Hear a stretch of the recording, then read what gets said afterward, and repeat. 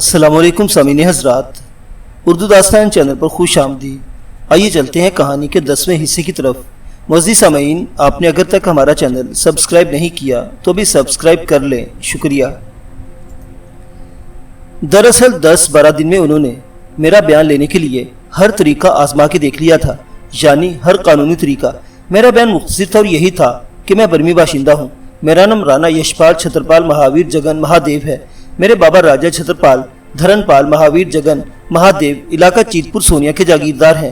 जागीर तो खैर अब नहीं रही, ताहम चीतपुर सोनिया का जंगल हमारी टेक की लकड़ी की स्टेट है। हम बर्मा से बाहर शहर पर जाने के लिए कॉन्टिनेंटल में ठहरे थे। मैं लॉबी में आने के लिफ्ट पर सवार हुआ। लिफ्ट दरम्यान में रुक गई। मैंने अलार्म बजा दिया। मुझे होटल के स्टाफ ने लिफ्ट से निकाला और इसके बाद से हर शख्स मुझसे बदसलूकी कर रहा है। मैं पूछता हूँ कि महाराणा, सरकार, मेरे बाबा और मेरा पत्नी रानी साहिबा कहाँ हैं, तो लोग मेरा मजाक उड़ाते और मुझे धमकाते हैं। दरअसल हमारे पासपोर्ट शनाख्त के सारे सबूत रानी साहिबा के पास हैं। हुकूमत को चाहिए कि रानी साहिबा से रब्ता करके मेरे बयान की तस्दीक कर ले और मुझे छोड़ दे। ज़ाहिर है इस बयान में सिर्फ एक बात सच्ची थी कि नामों के 3 पासपोर्ट जारी हुए थे। बर्मी वजीर जिसने 30 लाख लेके पासपोर्ट जारी किए थे, या तो अब तक मुसीबत में मुब्तला हो चुका होगा या फंसने वाला होगा।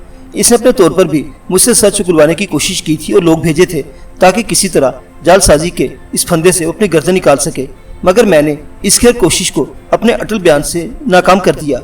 सब जानते थे कि चीतपुर सोनिया नाम की कोई जागीर जंगल स्टेट कहीं नहीं, मगर वजीर के रिकॉर्ड में हमारे नाम राणा फलाफला और रानी फलाफला लिखे हुए होंगे। जब तक वो 3 पासपोर्ट वजीर के हाथ नहीं आ जाते, इसकी गर्दन फंदे में फंसी रहेगी। सब समझ गए थे कि पासपोर्ट बूढ़े और इसके साथ इसकी लड़की के कब्जे में होंगे और तमाम हैरतनाक रकमें भी इन्हीं 2 के पास होंगी। मदन बिसोला ने जवाहिर की फरोख्त और नकद रकमों के सफरी चेकों में तब्दील की जाने की पूरी दास्तान मजबूरन हुकाम को सुना दी होगी और निहार सिंह ने मजबूरन बता दिया होगा कि जो हीरे बिके हैं वो सतनागढ़ी की जुई, नाहिर सीन के ब्रेसलेट और हार के हीरे हैं। गर्ज हर सतह पर एक खलबली सी मच रही होगी। मैंने 10 दिनों में वो से पूछ करने वालों को ताड़ लिया था कि वो संतागढ़ी के साबिक राजा मोटे नाहिर सीन के भेजे हुए आए हैं और इसके खानदानी जेवरात यानी इस इंतहाई कीमती ब्रेसलेट और हार का सुराग लगाने आए हैं। मगर सबके लिए मेरा एक ही बयान था कि मैं तो राणा यशपाल फलाफला हूँ। पूछता पूछते हमारे टेक की लकड़ी के जंगल चले आ रहे हैं। पुलिस शायद जोहरियों को भी घेर लाई थी, यानी इतनी बड़ी रकम और इतनी बड़ी पार्टियां इसमें मुलविस हो चुकी थी कि छोटा मोटा पुलिस अफसर तो अपनी नौकरी की खैर मना रहा होगा और वर्दी में कांप रहा होगा। बड़े हुक्काम और अहम अफसरान रकमों की तफसील सुनकर मुंह में पानी भर भर लाते होंगे, मगर मजबूरी थी, मामला बड़ा था। ये नया आदमी मिंगल या सिंगल साहिब अपने कसाई हेड कांस्टेबल को इंतहाई इक़दाम के तौर पर लाया था। मैंने दांत पर दांत जमाकर सोचा, शेर अली खां तैयार हो जाओ, ये पुलिस वाला बिल्कुल आखिरी दर्जे की कार्रवाई करेगा। चंद ही हड्डियां बदन में सलामत रहने देगा। ये हरामजादा सूरज से लगता है कि पेशावर कातिल है। मिंगल सिंगल साहिब के जाते ही हेड कांस्टेबल अंदर कमरे के बोर्ड चढ़ाए और अपनी चमड़े की पेटी खोल ली। पेटी के एक सिरे पर पीतल का ढला बर्मी पुलिस का निशान बुकसुए के तौर पर लगा था। हेड कांस्टेबल ने पेटी को दूसरी हल्की तरफ से अपने चौड़े चकले पंजे में जकड़ लिया और बेल्ट को अपने सर के गिर्द कई बार तेजी से गर्दिश दी। पीतल का निशान भारी होने के बावजूद हवा में शाशा की भयानक आवाज पैदा कर रहा था। वो बेल्ट लहराता हुआ बढ़ा और मैंने दिली दिल में कहा, शेर अली, ये नशेबाज और उबाश आदमी है। इसमें इतनी जान तो नहीं रही होगी कि तुम्हें काबू कर ले। इसका पहला वार ही खोटा कर दो ताकि तुम्हारा पल्ला शुरू ही से भारी रहे। मैंने बाएं हाथ बेल्ट के भारी सिरे को रोकने के लिए बढ़ाया और दाएं पैर चलाते हुए बढ़कर इस पुलिस पर झपटा। वो ऐसे ही किसी हमले के लिए तैयार था। बेल्ट को मेरी गिरफ्त से बचाए हुए इसने मेरे दाएं पैर को निशाना बनाया। मैंने सुना मेरी चीख निकल गई थी। पुलिस वाले की पेटी का भारी निशान सीधा मेरे टखने पर लगा था। पैरों में मजबूत कीमती जूते होते हुए इस जर में मुझे उछाल कर फेंक दिया। लगता था पैर पर कुल्हाड़े से वार किया गया है। मैं फर्श पर पड़ा था और भरपूर चोट खाए हुए अपने पैर को कांपता लरसता देख रहा था, मगर तकलीफ अभी शुरू नहीं हुई थी। अगर जंगलों में पहने जाने वाला भारी केमिकल शू मेरे पाँव में न होता तो पंजा कटकर गिर सकता था। टखने की हड्डी किरची किरची हो सकती थी। मैंने देखा पीतल के बक्सुए ने जूता तक काट दिया था। पैर में पहना हुआ पीला ऊनी मोजा कटे हुए चमड़े से बाहर निकल आया था। पीली भेती के हेड कांस्टेबल ने मुझे फर्श पर पड़ा बेबस देखा, हंसा, अपनी भद्दी भयानक आवाज में अपनी सरकारी पेटी को सर के गिर्द घुमाया और मेरे शाने को निशाना बनाया। मेरा दायां पैर अभी तक बेहिस था। हेड कांस्टेबल के वार से बचने को मैंने फर्श पर लोट लगा सकता था, मगर इसके लिए मुझे अपनी दाएं टांग को रोल करके करवट लेनी पड़ती और दाएं टांग अभी बेकार थी। समझो इसका कोई वजूद ही नहीं था। इस कसाई का ये दूसरा वार मेरे शाने के पुरगोश हिस्से पर था। बर्मी पुलिस का पीतल निशान इसने मेरे शाने पर खड़ा लगाया था, तमांचे की तरह चुड़ाई में मारा था और ये वार मैंने 100% बेबसी में खाया था। अगर पीली भेती चाहता तो खड़ा निशान सीधा मेरी खोपड़ी पर मार सकता था। इस सूरत में मेरा जिंदा बचना मुहाल होता। इसके 2 हमलों में समझ गया था कि मिंगल सिंगल हरामजादे ने जो कहा था वो एकदम दुरुस्त था, खाली धमकी नहीं थी। हेड कांस्टेबल अपनी सोले से जब चाहता मुझे खत्म कर सकता था। ये शख्स आला दर्जे का जल्लाद और माहिर लड़ाका था। हम बंगशों को कुदरत की तरफ से जहाँ दिलेरी नसीब हुई वहाँ दानिशमंदी और सूझबूझ भी बहुत सी दिलेर कौमों की तरह अता हुई है। मैंने सोचा ये जल्लाद 6-8 बार सोच समझ कर करेगा, फिर जब देखेगा मैं टस से मस नहीं हो रहा और पूछ-पूछ का कोई फायदा नहीं तो मुझे जिंदगी भर के लिए अपाहज कर देगा या खर्च कर देगा। ये फैसले का वक्त था। मैंने खुद से कहा, शेर अली खान, दानिशमंदी के साथ फैसला करने का वक्त आ गया है। मैं घिसटता हुआ दरवाजे की तरफ बढ़ा और तकलीफ से मगर कतियत के साथ मैंने लाल रंग का स्विच दबा दिया। स्विच दबाने जाने के 5-6 मिनट तक कुछ नहीं हुआ। मैंने दीवार से टेक लगाए बैठा था। हेड कांस्टेबल हाथ में अपनी पेटी लिए सामने खड़ा मुझे देखकर आप ही आप हंसता मुस्कुराता रहा। यानी अगर मुस्कुराने नाम की कोई कार्रवाई वो अपने भयानक चेहरे से कर सकता था तो वो करता रहा। 5-6 मिनट बाद दरवाजा खुला। मिंगल सिंगल साहिब पतलून सामने के बटन बंद करता हाँफता वो कमरे में आया कहने लगा, सॉरी भैया जी, बाथरूम में था जब तुमने लाल स्विच दबाया। मैं बोला कि लो जी, लड़के ने समझदारी का काम कर दिया है। इस साले हेड कांस्टेबल से पीछा छुड़ा लिया है लड़के ने। हाँ भैया, सही समझा हूँ ना मैंने हाँ में सर हिलाया तो मिंगल सिंगल साहिब एकदम घूम गया। गुस्से में अपने जल्लाद से कहने लगा, जा भाई जा, इधर क्यों खड़ा है अब साला। लगता था हेड कांस्टेबल पर इस झिड़की या बे तबे का कोई असर नहीं हुआ।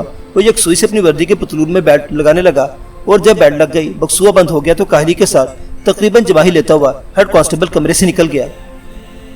मिंगल सिंगल ने इसके जाते ही लाल स्विच दबाया। आधे से भी कम वक्त में एक खुशपोश सेक्रेटरी प्याजी रंग की कलफ लगी साड़ी पहने पैड और पेंसिल लिए कमरे में आ गई।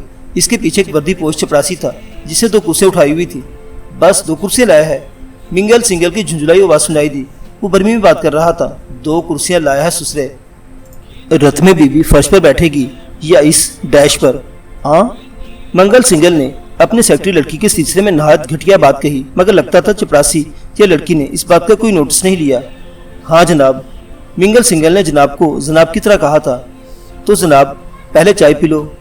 आप? हाँ भैया, फिर जम के घंटे 2 घंटे बात होगी हमारी आपकी।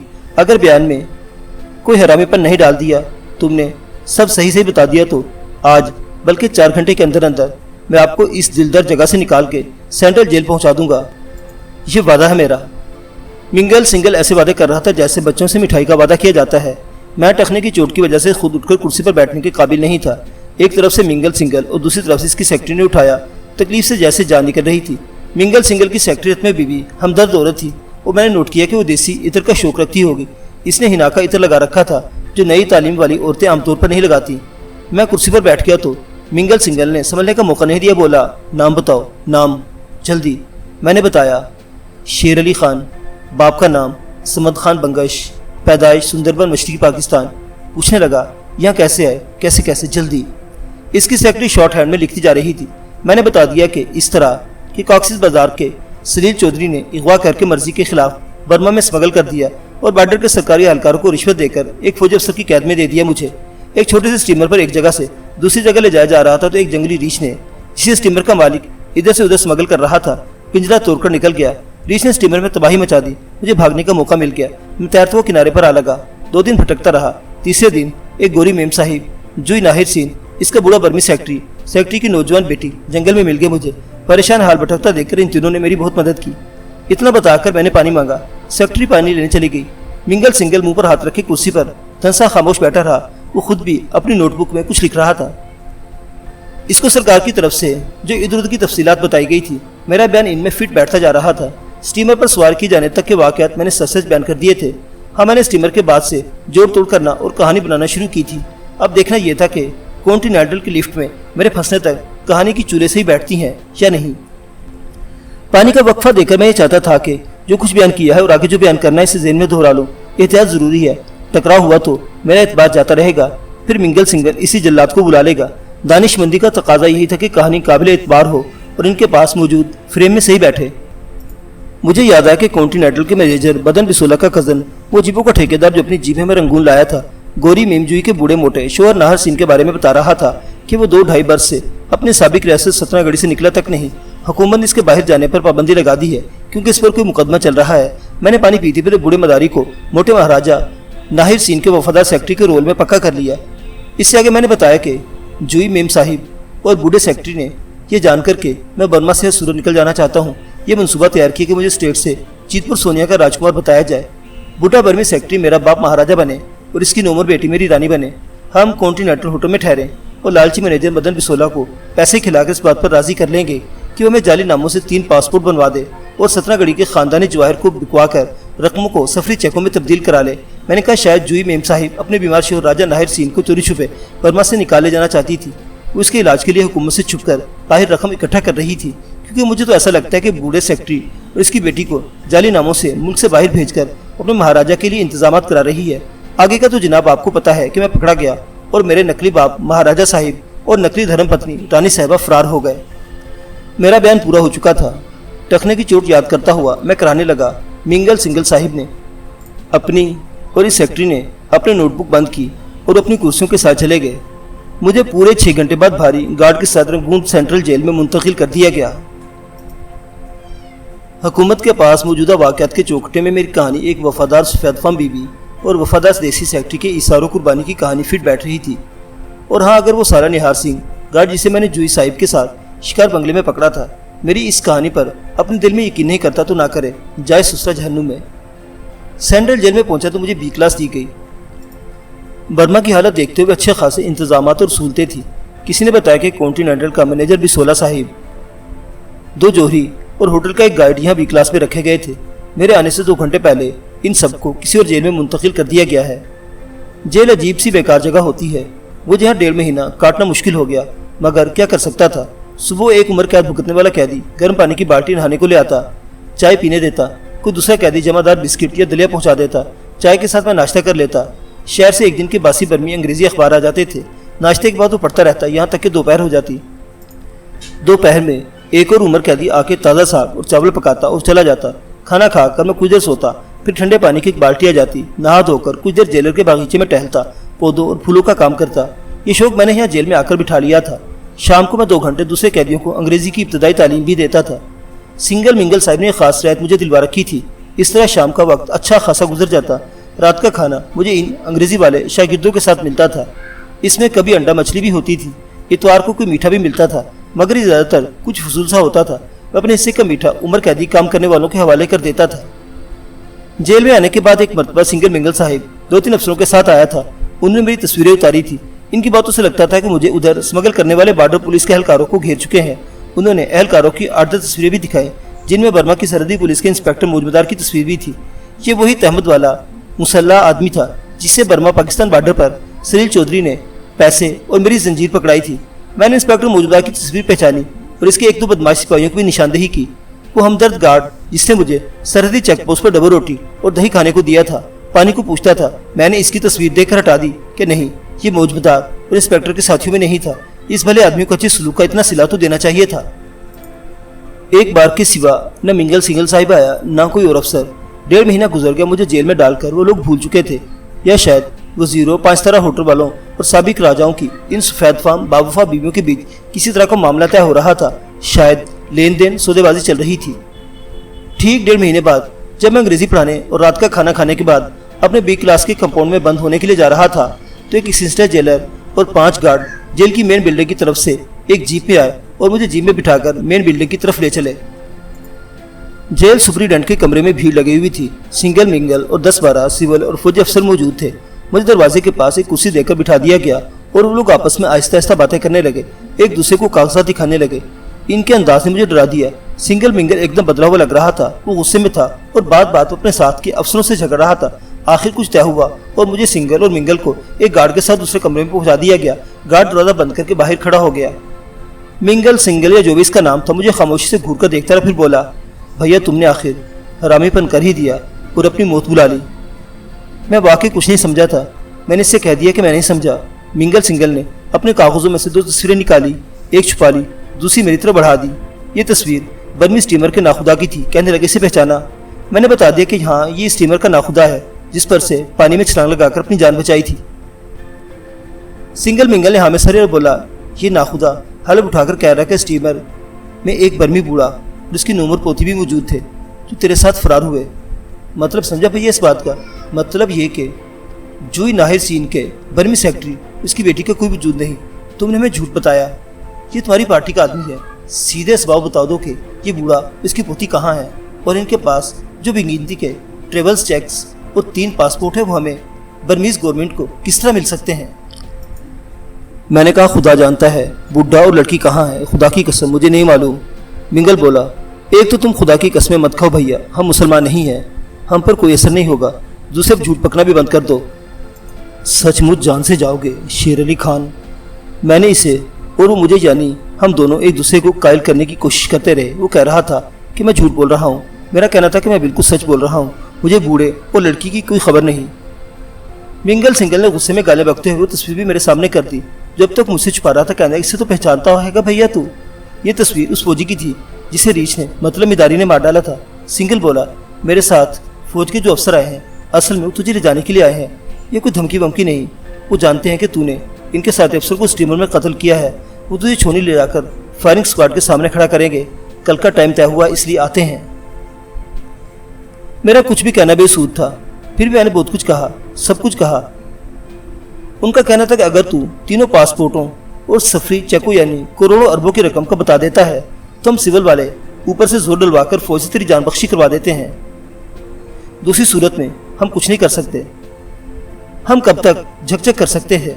आखिर फौजी अफसरों का भेजा हुआ आदमी आया और मेरी सिंगल की मुलाकात खत्म हो गई। सिंगल मिंगल ने आखिरी बात कही, ले भैया जा, अपने हरामीपन से तो भैया तूने आप अपनी मौत बुला ली है। गार्डों ने फिर मुझे दरवाजे के बराबर कुर्सी पर ला बिठाया। जेल वालों और फौज के अफसरों में किसी बात पर जोरों की बहस चल रही थी। मैंने सुनने समझने की कोशिश की मगर आहिस्ता बात हो रही थी, समझ में न आया। आखिर फौजियों में से एक उठा, इसने तेजी से आकर मुझे कान से पकड़ा और खींचता हुआ बाहर ले गया। सुप्रीटेंडेंट और दूसरे सिविल अफसर हैं करते रहे मगर फौजी इतने गुस्से में था कि मैंने कहा, बस अब शेर अली खान तुम खत्म। जेल में ऑफिस के सामने इनकी कारें और जीपें खड़ी थी। फौजी अफसर ने इशारे से अपने हवालदार को बुलाया, इसको हुक्म दिया कि इस कैदी को मुझे हथकड़ी समेत फौजी जीप में चढ़ा दिया जाए। मुझे जीप से मुंतकिल कर दिया गया तो फौजी ने मेरे कान पर रिवाल्वर रखकर सुप्रीटेंडेंट से कहा, मैं इस बहस को इस वक्त खत्म कर रहा हूँ, तुम इसकी लाश पर चिल्लाते रहना। मैंने आंखें बंद कर ली। अब तक की पूरी जिंदगी मशरकी पाकिस्तान में अपने वालों के दरमियान तवज्जो और मोहब्बत के माहौल में गुजरा हुआ वक्त, स्कूल, सैर शिकार और दोस्तों की शफकत, फिर काक्सिस बाजार के साथियों के चेहरे और सलील चौधरी और बाजर का सब कुछ दरम भरम कर देना तेज रफ्तार मंजरों की तरह आकर गुजर गया। अफसोस, मैं एक मोहब्बत भरी दिलचस्प महफिल से उठा लिया गया। खुदा मालूम कब तक इस नीम बेहोशी नीम बेदारी की हालत में रहा। कहीं फूक बजने की आवाज़ सुनाई दी। फिर किसी ने बर्मी में कहा, सर GHQ से फ़ोन आया है। मैंने कुछ समझा कुछ नहीं समझा। GHQ तो जनरल हेडक्वार्टर को कहते हैं, ये फौज का मरकजी दफ्तर होता है। फिर मैंने महसूस किया कि मेरे आसपास से लोग हट गए हैं। बस जीप के पास खड़ा वही हवालदार रह गया है। हवालदार ने अब कहीं से अपनी मशीन गन निकाल ली थी जिसे तैयार करके वो कमर से लगाए रोशनी में खड़ा था। आधी रात तक इसी तरह जीप पर हथकड़ी लगाकर मुसल्ला हवालदार के साथ रोके रखा गया। आधी रात के बाद जीप को दफ्तर के सामने से हटाकर दीवार के साथ पार कर दिया गया और फौजी हवालदार के अलावा जेल का एक मुसल्ला गार्ड भी लगा दिया गया। शायद फौज और जेल वालों की बहस अभी खत्म नहीं हुई थी। जहाँ जीप खड़ी थी वहाँ दीवार का साया पड़ रहा था, इसलिए अंधेरा सा था। दफ्तर के सामने तो बहुत तेज रोशनी पड़ती थी। जरा साया मिला तो मैंने जीप की बाडी पर सर टिका लिया और आंखें बंद कर ली। बनने से पहले नींद क्यों खराब करूं, कुछ देर सो लूं। खबर नहीं आधे घंटे या 2 घंटे खड़े खड़े नींद ली होगी कि दाईं तरफ अंधेरे में किसी ने सरगोशी में मेरा नाम लिया। ये मेरा वहम होगा। जब अभी तक मैं नींद में हूँ। मैंने आंखें खोली और फिर भींच ली, फिर नींद में जाने की कोशिश की। शेर अली, अबे शेर अली होशियार हो जा। अब की आवाज़ बहुत वाज़ेह थी और मैंने पहचान लिया, ये बूढ़े मदारी की आवाज़ थी। मैंने आंखें खोल दी। जीप और दीवार के साए के बीच मदारी दुबका बैठा था। नहीं, मदारी यहाँ कैसे हो सकता है? यकीन मैं कोई ख्वाब देख रहा हूँ। मौत को सामने देखकर मेरे ही जानज़दा जहन में ये कैसी करश्मा साजी है। मदारी को लाखड़ा किया है, ठीक तो है, या मेरा अपना कोई नहीं जो निजात दहिंदा बनकर आ गया है। बर्मा में इस वक्त एक यही जानने वाला है, तो नींद में या शायद जागते में ख्वाब देखते हुए मैं मदारी को देख रहा हूँ, आवाज़ तक सुन रहा हूँ इसकी। मगर इस मेरे वाहमे ने मदारी ने हाथ बढ़ाया और जीप की बाडी से हथकड़ी के साथ जुड़ा हुआ मेरा हाथ छू लिया। यूँ लगा जैसे बर्फ की सुर्खी काश मुझे छू गई हो। वाहिमा, सर्द या गर्म नहीं होता, इसे मेरा हाथ थपका और इसके लम्स में बर्फ की ठंडक थी। शेर अली, होशियार हो जाओ शेर अली। हाँ बाबा, मैंने पहली बार इसे बाबा कहकर बुलाया था। मदारी ने कहा, शेर अली घूम के देखो, वो दूसरा सिपाही उधर तुम्हारी तरफ तो नहीं देख रहा। मैंने सर घुमाया। जेल का गार्ड अपनी राइफल को लाठी की तरह थामे हुए जीप के बम्पर से टिका खड़ा था। मेरी तरफ इसकी पीठ थी। इसे देख लगता जैसे वो बहुत गौर से फर्श की तरफ देख रहा है, सो रहा होगा। میں نے کہا وہ کھڑے کھڑے سو رہا ہے۔ دوسری طرف فوج کا حوالدار دیوار سے ٹکا کھڑا تھا۔ اس نے میری مخالف سمت میں دیکھتے ہوئے جماہی لی تھی۔ مداری سے دبکا بیٹھا تھا، وہاں سے حوالدار کو دیکھ سکتا تھا۔ اس نے مطمئن ہو کر سر ہلایا۔ دونوں میں سے کوئی بھی گارڈ چکنا نہیں تھا، یہ اطمینان کی بات تھی۔ مداری نے اپنے برمی شلوکی کی جیب میں ہاتھ ڈالا، ایک چابی نکالی اور میری ہتھ کڑی کے تالے میں گھمائی۔ کچھ نہیں ہوا۔ حوالدار دوسری طرف دیکھ رہا تھا۔ مداری نے دوسری چابی گھمائی، کچھ ہوا، مگر ہمارے حق میں نہیں۔ لگتا تھا چابی پھنس گئی۔ میرے تو پسینے چھوٹ گئے۔ میں نے دھڑکتے دل سے سوچا کہ حوالدار اگر ادھر گھوم جائے تو وہ یقیناً مداری کو دیکھ لے گا، دونوں مارے جائیں گے۔ مداری کی نظریں اور ہاتھ میری ہتھ کڑی پر تھے اور میری نظریں حوالدار پر گڑی تھی۔ مداری اپنی بوڑھی انگلیوں کے ساتھ چابی اور ہتھ کڑی سے جوجھ رہا تھا۔ اور اس وقت میں نے محسوس کیا کہ حوالدار ہمارے طرف مڑ کے دیکھنے والا ہے۔ میرے حلق سے بے اختیار خوف کی آواز نکلی اور ٹھیک اسی وقت کلک کر کے چابی گھوم گئی۔ مجھے یقین تھا کہ آواز حوالدار نے سن لی ہے۔ میری طرف مڑا، اس کا ہاتھ LMG پر جمع ہوا تھا۔ حوالدار نے مجھے دیکھا۔ میں نے کانپتے لرزتے دل کے ساتھ آنکھیں ملائیں۔ وہ بولا، وہ ادھر کیا دیکھتا ہے؟ مداری پھر اندھیرے میں دبک گیا ہوگا، ورنہ حوالدار میرے ساتھ ساتھ اسے بھی دیکھ لیتا۔ کیا دیکھتا ہے ادھر؟ حوالدار نے پھر پوچھا۔ آواز میں مسکینی ڈال کر میں نے کہا، کیا دیکھوں گا؟ دیکھنے کو اب رکھا کیا ہے؟ آرام سے 2-3 گھنٹہ گزار لے، پھر تیرا بیڑا ہی پار ہے۔ میں نے اداسی سے ہاں میں سر ہلایا اور گردن جھکا لی۔ اندھیرے میں اکڑو بیٹھا مداری مجھے تکے جا رہا تھا۔ پکڑے جانے کے خوف نے اس جیسے پکے کو بھی ہلا کے رکھ دیا تھا۔ گارڈ نے مجھ سے اس طرح باتیں کر کے شاید اپنے دل میں بیٹھے جلاد کو تسکین دے لی ہوگی، اس لیے اب وہ باقاعدہ پشت کر کے دیوار سے ٹک گیا۔ اس نے اپنی ہلکی مشین گن کا پٹا کندھے سے اتار کر بازو میں الجھا لیا تھا۔ ہتھیار ہلکا ہوگا مگر شاید کندھے پر مسلسل بوجھ پڑنے سے اسے الجھن ہو رہی تھی۔ مداری نے آیت تھپک کر آہستہ سے کہا، چلو، اور آرام سے ہتھکڑی کھول کر اسے مجھے آزاد کرا دیا۔ سخت پنجے میں میرا بازو جکڑے وہ اندھیرے میں مجھے جیپ کے عقب میں کھینچ لایا۔ کیا رائفل پر اپنا بوجھ ڈالے جیل کا گارڈ کھڑا سو رہا تھا۔ مجھے گارڈ کی ناک کے نیچے سے نکالتا ہوا مداری جیل کے دفتر کے پچھواڑے پہنچ گیا۔ اس نے دیوار کے ساتھ بنے سیمنٹ کے ایک بڑے چبوترے کی طرف اشارہ کیا۔ چبوترے پر سیمنٹ کے بہت سے چگور ڈھکنے رکھے ہوئے تھے۔ ایک ڈھکنا ایک طرف ایسا پڑا تھا جیسے وہ پوری طرح اپنی جگہ پر نہ ہو، کیونکہ وہاں 2 بالش چوڑا، اس سے ذرا لمبا تاریخ خلا نظر آ رہا تھا۔ میں جگہ کو ابھی پورا سمجھ نہیں پایا تھا کہ مداری نے بازو سے پکڑ کر جھنجھوڑا۔ ادھر نیچے لوہے کی سیڑھی ہے، یہاں اترنا ہے، بس کمر پانی ہے۔ تو یہ جیل کے پانی کا ذخیرہ تھا جس میں مداری خود اتر رہا تھا اور مجھے اترنے کو کہہ رہا تھا۔ آگے کیا ہوگا یہ سوچنے کا وقت نہیں تھا۔ مداری کے پیچھے پیچھے میں بھی تنگ جگہ میں گھس کر پیروں سے لوہے کے پائپ ٹٹولتا ہوا اترا۔ نیچے کھڑے ہونے کی جگہ تھی اور سانس لی جا سکتی تھی۔ ظاہر ڈھکنا پوری طرح ڈھکا ہوا نہیں تھا، یہی ہمارے فرار کا راستہ تھا۔ اندر پہنچ کر مداری نے اشارہ کیا اور میں نے ڈھکنے کو اوپر سے نیچے دھیرے دھیرے سرکاتے ہوئے یہ خلا بند کر دیا، گویا ہمارے فرار کا راستہ چھپا دیا گیا تھا۔ سیمنٹ کا ڈھکنا ہلکی آواز کے ساتھ اپنی جگہ پر بیٹھا تھا اور اس آواز کے ساتھ ہی تسلسل میں مشین گن کا فائر سنائی دیا۔ میں نے سوچا یہ فوج کا حوالدار ہوگا، اس سے میں اترتے دیکھ لیا ہے اور خبردار کرنے کو مشین گن کا برس مارا ہے، مگر شاید ایسا نہیں تھا۔ کسی نے میں دیکھا نہیں تھا، ابھی صرف میری غیر حاضری محسوس کی گئی تھی۔ دور کسی کے پکارنے کی آواز آئی اور جیل کا سائرن بھونڈی آواز میں چیخنے لگا۔ ہم مکمل تاریکی اور لاعلمی کے احساس سے تحفظ میں تھے۔ مداری نے کمر پانی میں کھڑے ہو کر کہا، میرا ہاتھ پکڑ کر ہوشیاری سے چلے آؤ، وقت نہیں ہے۔ میں نے اس کا ہاتھ پکڑ لیا۔ مداری کا ہاتھ برف ہو رہا تھا، وہ اچھی خاصی رفتار سے بڑھ رہا تھا، اسے شاید گھپ اندھیرے میں بھی دکھائی دے رہا ہوگا۔ میرے حساب سے 100 قدم چل کر وہ بائیں ہاتھ گھوم گیا، یا میں نے محسوس کیا کہ سامنے سے بہ کر پانی کا دباؤ بڑھ گیا ہے۔ مداری بولا، جیل والے اپنے کھیت باغیچوں کے لیے باہر سے یہ نہر لائے ہیں۔ میں نے ہوں کہہ کر مداری کی بات کی رسید دے دی، مگر میرا ذہن کہیں اور تھا۔ صرف مداری ہی کی تو اس جگہ کی موجودگی کا نہیں تھا۔ جیل والوں کو اب تک معلوم ہو چکا ہوگا کہ ہم کس جگہ غائب ہوئے ہیں اور کہاں نکلنے والے ہیں۔ کیا عجب کہ باہر زیر زمین نہر کے داخلے پر جیل گارڈز کی استقبالیہ کمیٹی ہمارا انتظار کر رہی ہو۔ مداری شاید میرے خیال کی روک کے ساتھ ساتھ بھی چل رہا تھا، کہنے لگا، جیل کا سب سے بڑا افسر آتے آتے 10 منٹ تو لے لے گا، اس کے حکم ہی سے جیل کا بڑا پھاٹک کھلے گا اور گارڈ لوگ نہر کے منہ پر پہرا دینے کو آئیں گے۔ ہمارے پاس زیادہ سے زیادہ 15 منٹ ہیں۔ اتنی دیر میں اگر ہم اپنی سواری تک پہنچ گئے تو سمجھو بچ کے نکل جائیں گے، نہیں تو جوا تو کھیل ہی رہے ہیں۔ یہ اطمینان کی بات تھی کہ کہیں کوئی سواری آگے فرار کرانے کے لیے موجود تھی۔ معزز سامعین، یہ کہانی بھی جاری ہے، بقیہ واقعات اگلی قسط میں دیکھتے رہیے۔ اردو داستان۔ اللہ حافظ۔